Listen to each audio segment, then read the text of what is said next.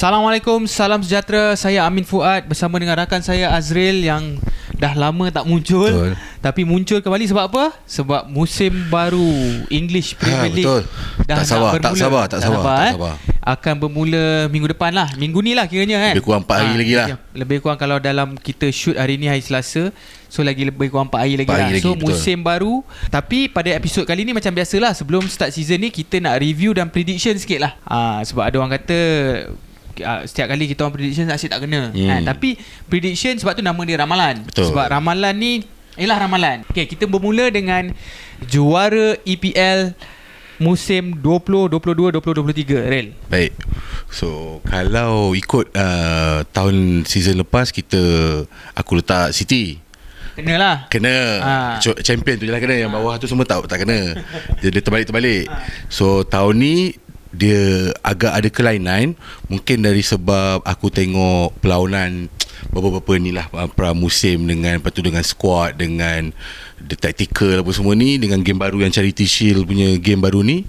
So aku rasa lah untuk season yang baru ni Liverpool sebagai juara. Liverpool tukar. Liverpool tukar. Okay. Kali ni aku tukar. Sebab aku tak kena. Aku tilik ataupun aku ramal Liverpool champion. So Man City champion. So tahun ni aku ramal Man City champion. Sebab kalau Man City champion, tak salah aku, ini 3 tahun berturut-turut lah, yang dia champion. So aku ramal ada beberapa sebab lah. Macam Real dia ramal because of dia tengok pramusim semua kan. Aku ramal satu je. Tahun lepas Man City juara tanpa penyerang utama. Okay, dia orang main false number 9.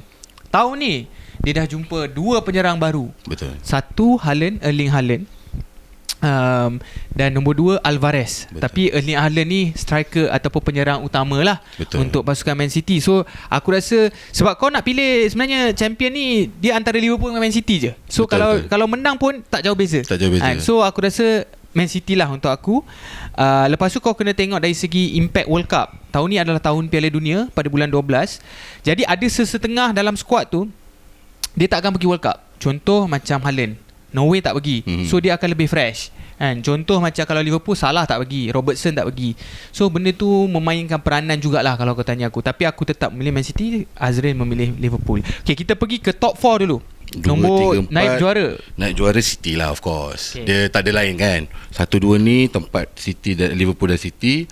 Seterusnya mungkin agak terkejut. Sebagai fans Arsenal ni, sepatutnya aku letak Arsenal lah kan, nombor 3. Tapi aku rasa Spurs kali ni, untuk season kali ni, dengan squad yang dia ada, dengan kita tengok last season kan, macam mana Conte bawa tim tu lah daripada tak ada apa-apa lah, and struggling sampai dia boleh jaya masuk Champions League. So aku rasa dengan tambahan player-player seperti yang dia belilah, Perisic, Richarlison, Bissouma, lepas tu ada Lenglet lah backup untuk defense. So aku rasa diorang ni dah ready for Champions League, and diorang akan bagi saingan yang 3-4 ni Arsenal dan Spurs lah. Oh, Arsenal nombor 4 lah. Arsenal nombor 4. Okay. Betul. So kenapa Arsenal nombor 4 tu? Oh, tu maknanya Chelsea terkeluar tu. Yes. Okay. Arsenal. Aku letak Arsenal sebab aku rasa this year ni, kalau cakap ni, inilah tahun kita, bukanlah. Dia lebih kepada ini masa yang tak ada alasan lagi lah squad depth. Sebab kalau kita tengok tahun lepas dengan Arteta pun dah 2 season betul. Ini kira dah masuk, kalau ikutkan by project, dah musim keempat lah. By project yang diorang kata project dah diorang masak lah. Trust the process tu.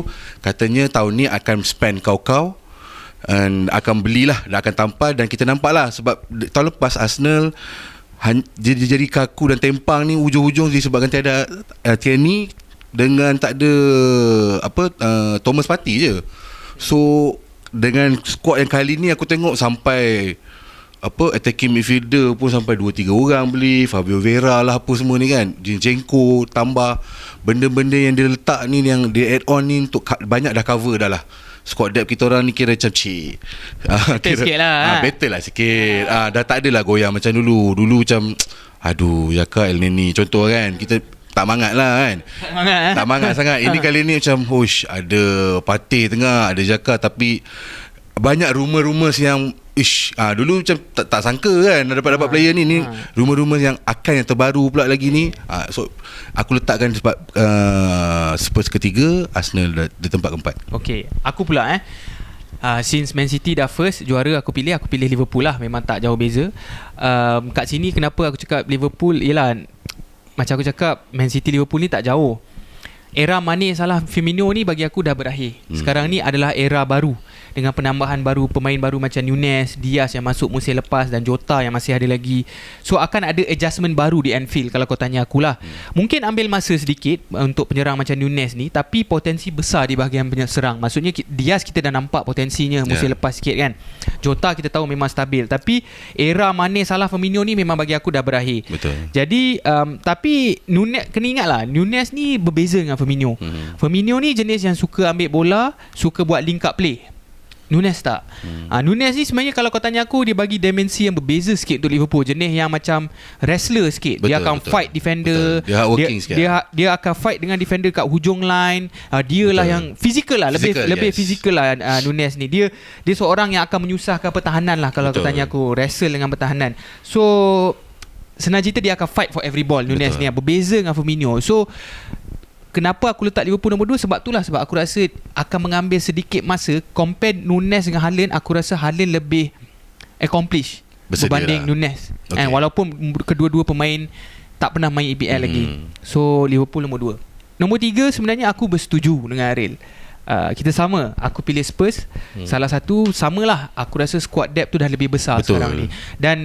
Dan tak perlu mengharapkan Son dengan Kane saja. Sekarang dah ada Richarlison. Betul. Okay, dengan Kulusevski ada tak dia? Kulusevski masih dah beli dah. Dah beli Untuk ke tahun ni dia dah tak loan lah. Dia beli tak loan. Okay. So ada attacking force yang berbeza lah. Pilihan tu banyak. Lepas tu pula kau tengok Spurs, midfield orang bila dia tambah Bissouma ni lebih kuat. Sebab sebelum ni dia akan pakai midfield yang lebih kurang sama je. Wings. Lepas tu ada pakai, ada few lah midfield yang dia pakai kan. So penambah baikkan. Dan kau tahu Conte adalah seorang winner lah.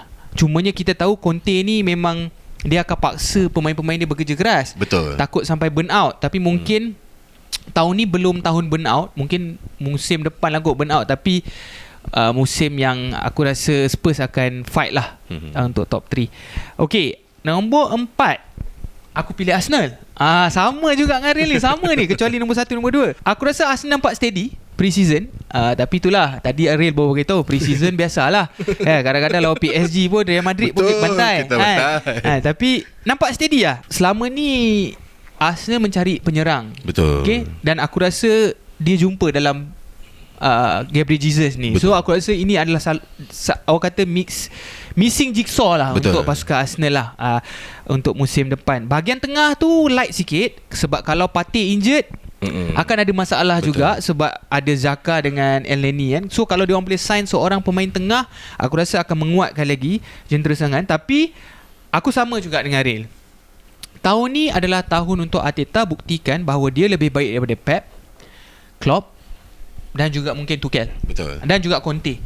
Jadi ini tahun yang patut masak lah. Tapi sering kali kita tahu Arsenal selalu collapse last minute kan. So tapi aku tetap rasa mungkin nombor 4 tu adalah, boleh kata aku punya prediction lah, ramalan.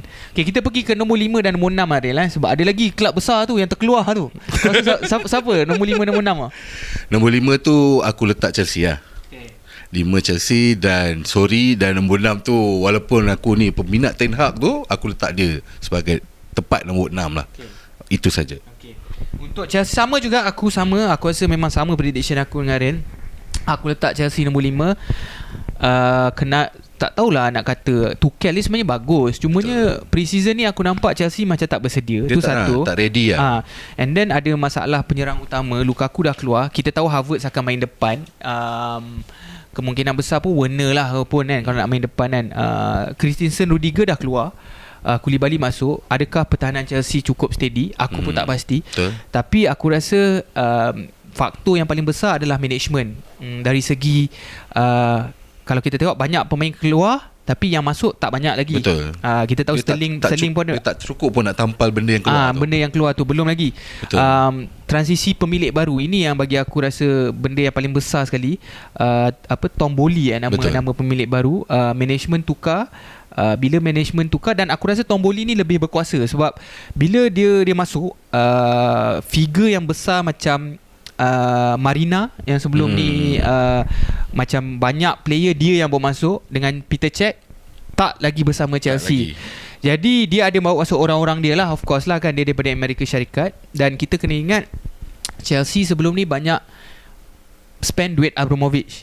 Adakah trend ni akan berterusan dengan pemilik yang baru kan? Kita tahu macam Rudiger dengan Christensen belah aku rasa free free transfer. So benda ni yang aku rasa macam dengar cerita Cucurella nak masuk kan. Tapi itulah, kalau nak lepas masuk Champions League, mungkin Arsenal dengan Chelsea tu bagi aku boleh bersiling ganti lah. Betul. Kalau kau tanya aku. Tapi untuk aku letak Chelsea nombor 5. Nombor 6, walaupun aku sayang pasukan ni tapi aku tetap rasa belum bersedia. Jurulatih baru nampak macam ada improvement dalam pre-season dari segi pattern permainan. Tapi bagi aku benda ni butang restart. Sebab manager baru akan mengambil masa yang lagi baru lah. Macam restart lah kan.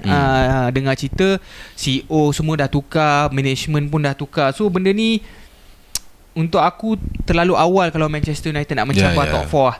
So lepas tu lagi satu, penyerang. Ini masalah Manchester United. Satu kat belah tengah, Fred dengan McTominay. Adakah mereka ni cukup bagus untuk menentang pasukan-pasukan besar ataupun pasukan-pasukan lain? Itu satu, konsisten. Nombor 2, masalah penyerang. Adakah Ronaldo akan keluar atau tidak, kita tak tahu.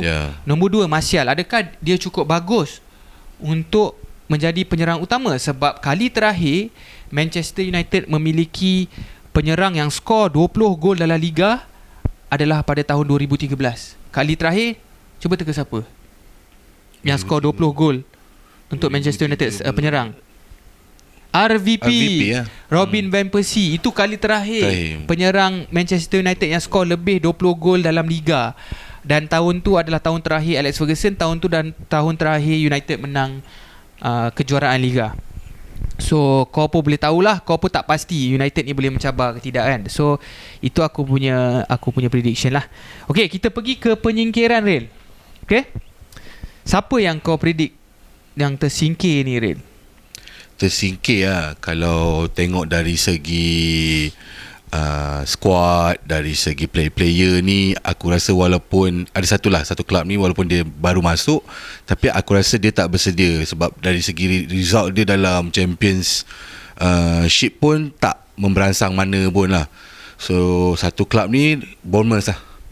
Bournemouth. Okay, lagi dua Bournemouth aku letak dia dulu. Dan kemudian Fulham juga yang baru naik juga. Baru naik ni pun kau tak yakin Aku tak yakin lah. Sebab bukan tak yakin, pasal kita dah pernah tengok dia kan, last 2 season kan. Dia macam yo-yo. Dia macam Norwich sikit lah. Dia macam bagi harapan, tapi sebenarnya tak ada. Dia macam Norwich lah. Betul. Norwich macam kan turun naik kan. Betul. Fulham ni pun sebenarnya sama je. Walaupun Mitrovic ni kita tengok dia meletup 43 biji gol, tapi bila masuk EPL tak proven. Last 2 season pun macam tu juga. 32 biji. Kita dengar okey lah ni kan, sedap lah. Ni pre-season pun last 2 days aku tengok dia score. Bukan main lagi. Aku cakap dia ni kan. Tapi sebab mungkin dia sebab aku tengok ni pasal ada banyak lah dia beli player ni. Mbabu, dia beli player seperti Mano Solomon, winger kan. Lepas tu dia Andres Pereira daripada Manchester United pun ada. Orang panggil tu Pirlo pre-season. So aku rasa yang pembelian ni pun tak cukup. Tak cukup. Lagi satu tim. Ini aku tak tahu lah. Aku kesian letak, tapi aku rasa lah di bawah kendalian dia tim ni akan hancur, which is bawah Frank Lampard lah, Everton. Aku letak Everton kali ni sebab aku rasa tim dia sedih lah. Dia faktor Frank Lampard ke apa? Kau rasa squad tu ke ataupun manager tu tak cukup strong? Manager tu, Lampard tu tak cukup strong untuk jaga Everton. Sebab Everton lepas Ancelotti tinggal ni, aku rasa player-player yang ada tu bukan squad yang kuat lah daripada yang asal Everton ada masa Ancelotti. Okay. Dan kau rasa Frank Lampard tak ada capability untuk, aku rasa dia kita letak dia antara awal. Aku letak dia antara awal untuk dipecat lah. Kena sack. Serius. Okay, aku memilih Nottingham Forest. Salah satu sebab aku tahu Forest ada jurulatih muda yang baik sebenarnya, Steve Cooper ni. Tapi adakah pemain Forest berkualiti untuk melawan pasukan EPL? Okay, satu sebab dia tak biasa EPL. Forest ni dah lama tak masuk EPL. Dan akhirnya mungkin ada faktor untuk fighting spirit tu lah. Tapi aku rasa mungkin ini first time yang bajet dia kena dibesarkan. Sebab selama ni dia biasa bajet Championship, bajet League One. Tiba-tiba EPL bajet besar. Tu satu faktor. Nombor 2 faktor adalah menandatangani pemain macam Lingard. Kenapa aku cakap Lingard? Kau sign Lingard mahal, 200,000 katanya report. Dia gap gaji Lingard dengan gaji kedua termahal dekat Forest tu jauh beza. Dan ini akan create masalah dalam dressing room kan? Sebab player-player yang dah ada, yang naikkan Forest, diorang akan question, kita naikkan pasukan tapi kita gaji kita tak setaraf. Kita tahu Lingard ni seorang pemain yang established, tapi terlampau jauh sangat gap tu. So bagi aku benda tu akan create satu masalah untuk Steve Cooper dalam dressing room. Okay, tu satu. Okay, Nottingham Forest. Nombor 2, aku setuju dengan Real. Bournemouth tak banyak invest dalam squad musim ni. Pemain utama adalah Dominic Solanke, antara penjaring gol terbanyak, tapi dia sama macam Mitrovic. Dekat Championship bukan main meletup, tapi EPL tak proven kan. So aku rasa Bournemouth akan struggle. Last kali aku lain sikit, aku memilih Leeds United. Okay, hilang tonggak utama Calvin Phillips dan juga Rafinha. Kena ingat tau, Calvin Phillips ni bukan pergi klub Cak Ayam, Rafinha bukan pergi klub Cak Ayam. So bermakna 2 tonggak besar tau yang dia hilang. Hampir tersingkir musim lepas. Dan aku rasa Jose March ni akan menghadapi kesukaran lah. Nak replace quality Phillips dengan Rafinha ni bukan mudah. Walaupun aku tahu dia dah ada replacement, seorang pemain daripada Feyenoord ke, dan seorang lagi daripada Amerika Syarikat. Dan kalau Leeds nak stay, Bamford kena fit lah. Sebab musim lepas Bamford kecederaan teruk. So aku predict Leeds lah yang akan jatuh. Okay, pemain terbaik musim 2022-2023 Rin, kira macam MVP lah. MVP aku letak Salah agak. Salah. Aku rasa ni tahun dia lah. Tahun dia. Ni tahun dia lah. Sebab kontrak baru. Tapi Ray, bila gaji besar ni dia dia takut dia tak perform. Itu mungkin Arsenal ambil je macam tu, bagi gaji out. MU pun sama. Tapi memang betul lah. Cuma aku rasa dia dah tak ada apa-apa lagi yang untuk stress out lah. Macam last year mungkin pasal kontrak pasal kontrak, lepas tu saingan Mane dengan datang Luis Diaz, ada Jota di situ. So persaingan tu kuat. Tapi kali ni kau tengok dengan pramusim dia dah ready lah. Dia dah ready dan dia dah prove lah dia untouchable lah kan. Okay, aku mungkin jawapan aku ni boring lah. Aku pilih Kevin De Bruyne lah kalau Man City juara. Musim lepas dibelenggu kejeraan. Musim ni kalau dia 100% cergas, aku rasa susah lah kau nak stop pemain yang ada kualiti macam De Bruyne. Nampak sharp dalam pre-season. Lagi-lagi lah kalau kita tengok dia main belakang Haaland, lebih advance. Satu, dia boleh score. Nombor 2, kita tahu akan ada assist untuk Haaland tu kan, di belakang Haaland. So aku pilih Kevin De Bruyne. Penjaring terbanyak Aril. Penjaring terbanyak, ramai orang pilih Harry Kane. Adakah kau pilih Harry Kane? Aku tak pilih Harry Kane. Aku pilih Salah sebenarnya. Salah juga Salah juga. Okay, aku memilih Haaland. Sebab aku rasa Man City memang menjaringkan gol yang banyak, dan aku rasa Haaland ni akan menjadi tumpuan dan fokus untuk pasukan dia untuk menjaringkan gol. So dia akan jadi macam zaman Sergio Aguero. Kenapa Sergio Aguero dulu skor banyak? Sebab dia ada support dia macam De Bruyne semua ni kan. So aku memilih Haaland lah. Okay, best transfer so far lah untuk kau Rel. Best transfer so walaupun far, tak habis lagi lah. Tak habis lagi. Aku sebagai fans Arsenal lah, Gabriel Jesus lah. Untuk aku lah. Kira untuk klub tu dan personally as a fans, ni lah player yang aku rasa best signing lah for now untuk APL dan untuk Arsenal. Aku setuju. Aku juga pilih Gabriel Jesus sebab 45 juta. Betul. Kau nak dapat seorang penyerang yang berkualiti dan juga proven dalam APL, bagi aku murah lah. 45 juta pound kan. Tu nombor 1. Nombor 2, dia dekat Man City dia watak sampingan. Tapi watak sampingan yang berjaya. Jadi bila dia dah di watak utama, aku rasa dia akan menyerlah lagi dengan Arsenal. So aku pilih Gabriel Jesus jugalah. Okay, last kali pasukan underdog yang kau rasa macam tadi kita top 6 semua big team kan. Ni yang konon-konon boleh cabar sikit lah yang macam last season mungkin kita boleh cakap West Ham lah kot kan. Tapi season ni kau rasa pasukan mana yang boleh bagi kejutan sikit lah? Aku sebenarnya nak tengok, tak tahulah pasal dah 2-3 musim ni, aku sebenarnya nak tengok Aston Villa. Aston Villa Sebab dari segi pembelian player dia dalam 2-3 season ni sampai ke musim ni, tahan. boleh tahan. Leon Bailey, Coutinho. Itu tahun lepas, tahun ni macam dia ada Diego Carlos daripada Sevilla, defender. So mana dah tampal dah dengan boleh main dengan Mings. So aku tahu pembelian dia ni yang macam steady sangat steady. Tim ni Coutinho, dah Coutinho, ada Bailey, ada Buendia, ada siapa lagi tu? Tengah striker ada Ings, ada Watkins. So steady lah. So kau rasa Aston Villa akan mengejutkan kau? Aku memilih Newcastle sebab kalau kau tengok separuh musim kedua Newcastle sebenarnya mempunyai form yang baik dengan pengurus Eddie Howe, pengurus baru kan. Dalam 8 perlawanan yang lepas musim lepas sebelum berakhirnya, actually Newcastle menang 6, tewas 2 kali. Dan kita tahu Newcastle ada kewangan yang besar untuk mencabar. Boleh tarik pemain dengan gaji yang lebih lumayan. Dan aku dengar baru-baru ni nak beli Maddison. Maddison dia buat cubaan nak tinggal Leicester. Kalau ikutkan Leicester play better lah. Tapi sebab gaji besar. Betul, kan? gaji. So kemungkinan Maddison lah kan. Dan aku rasa Newcastle akan mencabar lah kot kalau nak kacau-kacau sikit kan. Dan kita kena ingat Newcastle ni kalau kau tengok dia punya daripada last season, dia punya back four jadi fresh. Betul. Goalkeeper dia Pope, belah kanan Trippier, tengah Dan Burn dengan seorang lagi tu nama dia apa, Botman, dan Sven Botman, kiri Matt Target, yang datang daripada Aston Villa. So aku rasa macam fresh tau. Betul. Squad Newcastle ni, especially back four lah. So aku pilih Newcastle.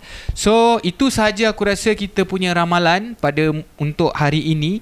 Kita akan jumpa lagi di episod yang akan datang. Tapi sebelum tu, korang punya ramalan apa? Siapa korang punya champion? Korang tulislah komen. Dan kita akan jumpa lagi di episod yang akan datang. Dan selamat maju jaya kepada semua pasukan, dan terutamanya kepada pasukan aku, Manchester United. Walaupun kita predict nombor 6, kita haraplah power sikit lah kan? Tapi macam Arsenal macam mana? Ada rasa kita membuat? Rasa tak sabar lah. Nak tengok lah apa pembaruan yang kali ni, yang dia, aku tak tahu lah, kali ni kita punya demand tu lebih sikit lah. Last season tu kita banyak redor dan pasrah. Tapi demand sikit season demand sikit sebab aku rasa it's about time lah. Sebab time Okay. Macam Man U ni tak boleh tak demand pun, aku rasa memang taik So kita akan jumpa lagi di episod yang akan datang. Terima kasih. Assalamualaikum.